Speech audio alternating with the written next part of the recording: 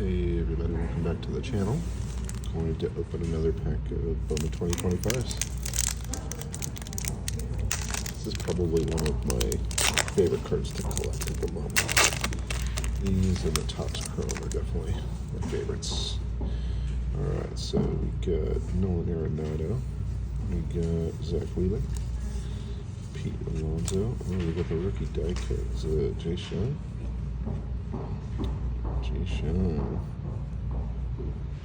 Cool cards. Alright, we got Kevin McGonigal, first Bowman.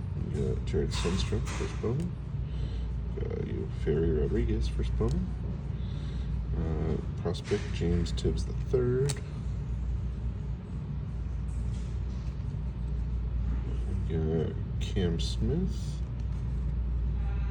Not a numbered card, just a regular current prospect, okay. My guy, Fernando, Mason Wynn, and Wyatt Langford. All right, thanks everybody.